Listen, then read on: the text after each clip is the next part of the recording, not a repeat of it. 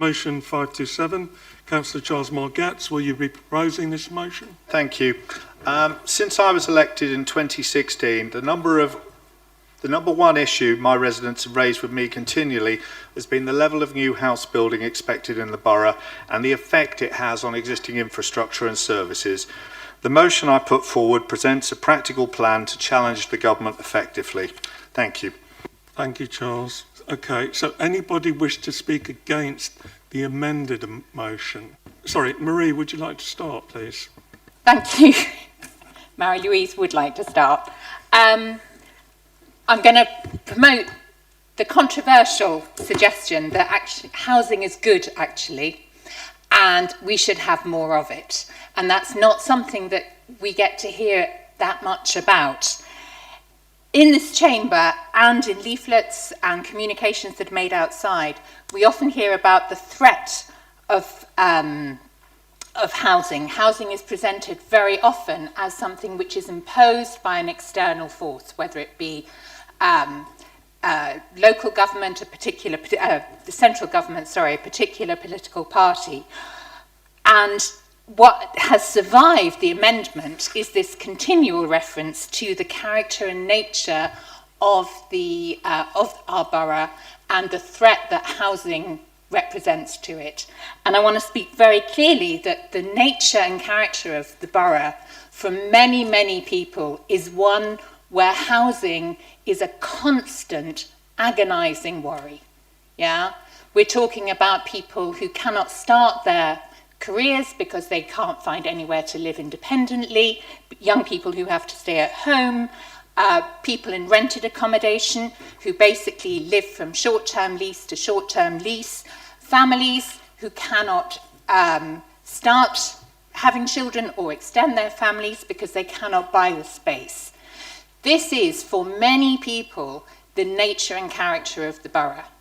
And I would like to underline the commitment that we should all have towards working to address those issues, and that this is the core need, not only in this borough, but in the whole country.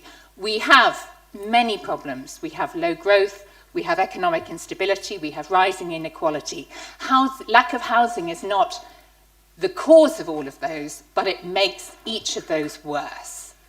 And so we really what we want to talk about, what we would rather be talking about instead of this constant negotiation, complaint about numbers, is how do we work to make the housing that we need benefit the community that we live in and the community that we want to be.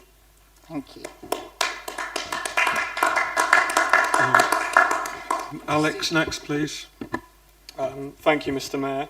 I have to say I'm quite disappointed that this motion has been tabled, and I'm particularly disappointed that it's being supported by the Lib Dem group. Everyone seemed to enjoy Guess Who last month, so I thought I'd do another one today. And I've upped the stakes. So there is now a box of chocolate fingers up for grabs. So fingers on buzzers, here is the quote. We are committed to tackling these housing failures head-on by increasing building of new homes to 380,000 a year across the UK, including 150,000 social homes per year. Any guesses? No? Yeah? It is Ed Davies, congratulations. Yes, I'll give you your prize at the end. So yes, that's page 71 of the Lib Dem manifesto.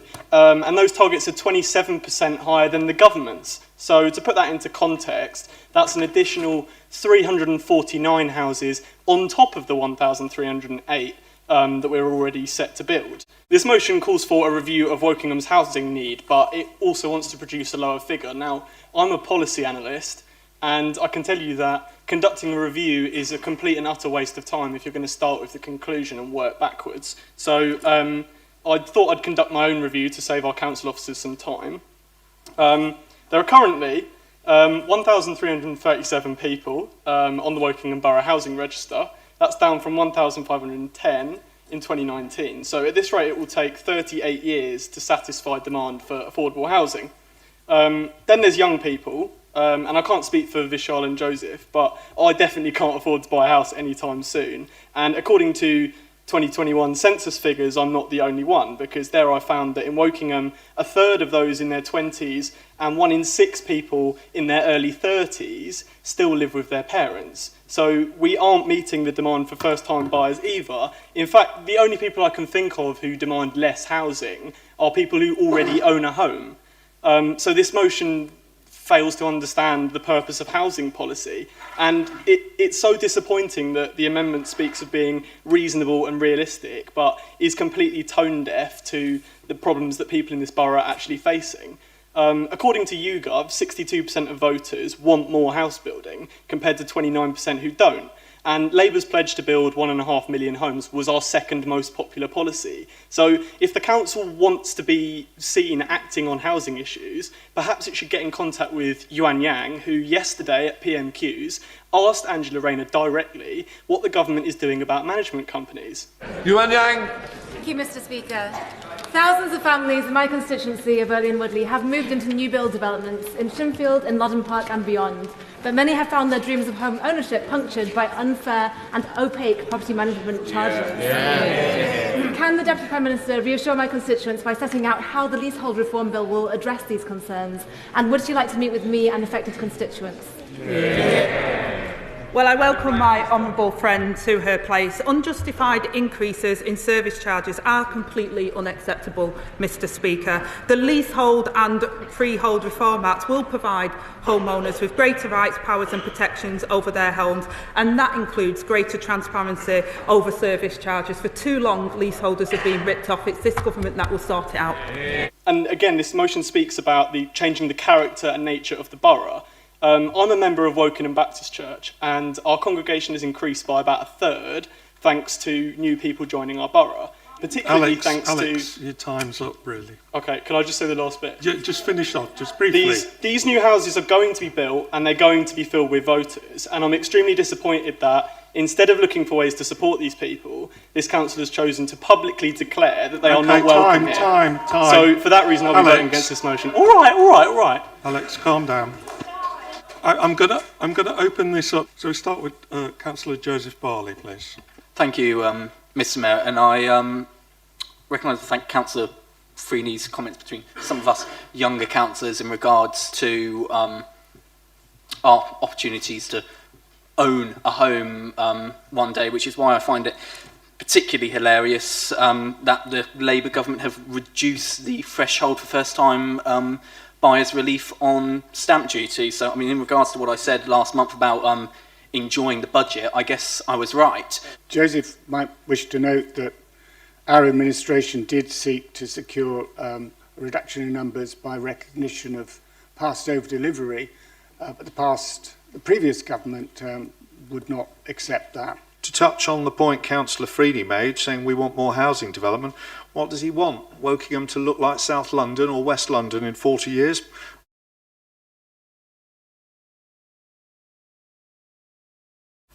Before we start this evening, I would like to take a moment to say a few words about our dear friend and fellow councillor, Councillor Paul Fishwick, who very sadly passed away this week.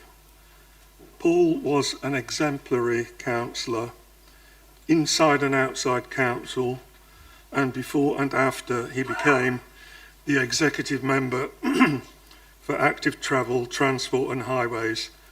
I will be inviting councillors to pay tribute to Paul in a few moments. I would now like to ask councillors and everyone here present to stand and join me to observe a minute's silence to remember Paul and reflect on his immeasurable contribution to the borough, local people and every one of us in this chamber.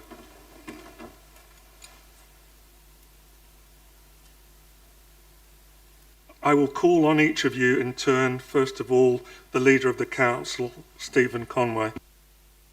I'm sure everyone in this council chamber will want to join me in sending heartfelt condolences to Paul's wife, Leslie, and his children and grandchildren. We have lost a colleague and a friend, but they have had taken from them a much-loved husband, father, and grandfather. Our thoughts and prayers are with them. Pauline, please. Thank you, Mr. Mayor. I was very, very sorry to hear that Paul had died, and I know this will be a terrible time for his family. On behalf of the Conservative group, I wanted to send our best wishes and condolences to his loved ones at this very difficult time. Rachel Burgess, please. Thank you, Mr. Mayor. We would also like to express our sincere condolences to Paul's family. In our group, we had such great respect for Paul. He was held in high esteem by us all for his competence, his commitment to his role, and his desire to make improvements for our residents, but also for his generous, warm and genuine nature. We're so very sorry to hear of his death. He's a great loss to our borough, to this council and to this chamber. Adrian Betteridge, please. Thank you.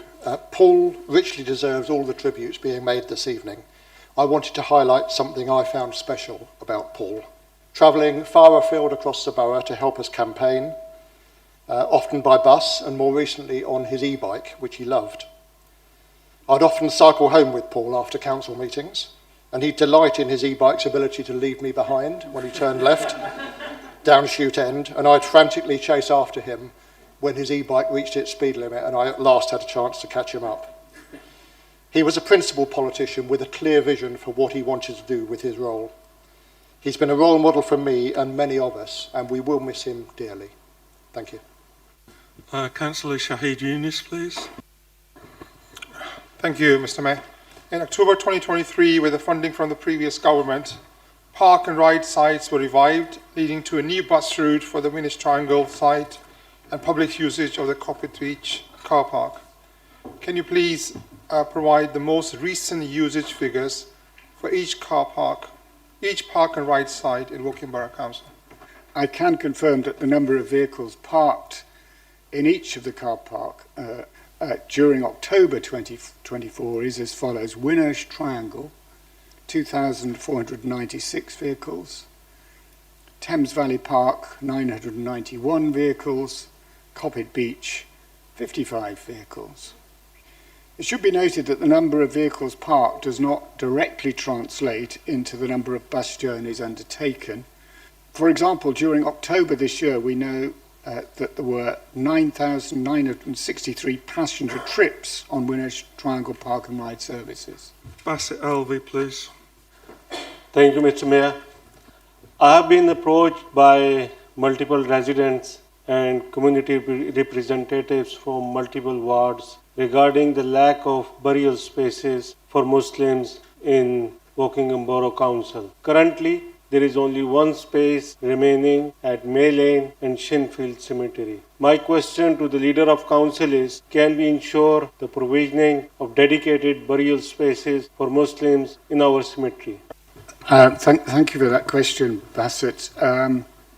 I actually received an email on this very subject today, making a similar request. I appreciate the importance of this matter to the Muslim community. We're aware that limited space remains and are working as speedily as possible to increase the options, either at the existing cemetery that the council controls or on a new site. And we're also working with our partners on this important matter.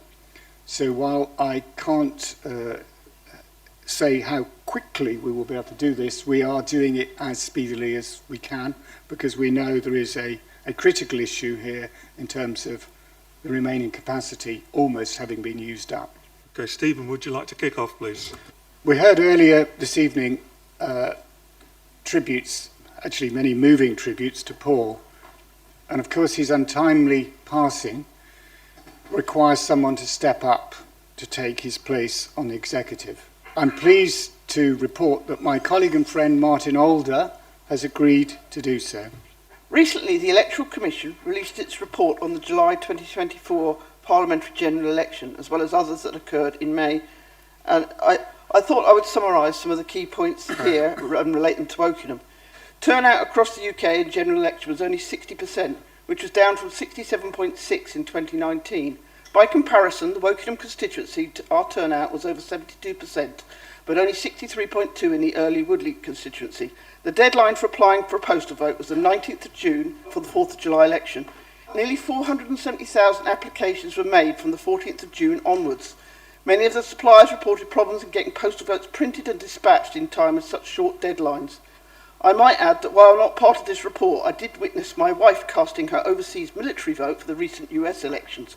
It was sent as an electronic ballot and no paper or printing was involved. This is how the United States astronauts voted from the space station. Honestly, it may be something the UK should think about for voters in these far-flung places. One of the points of note was that 55% of these candidates reported that they had endured some kind of problem with harassment, intimidation or abuse. Certainly both women and people from ethnic minority backgrounds still received the biggest share. This meeting is closed.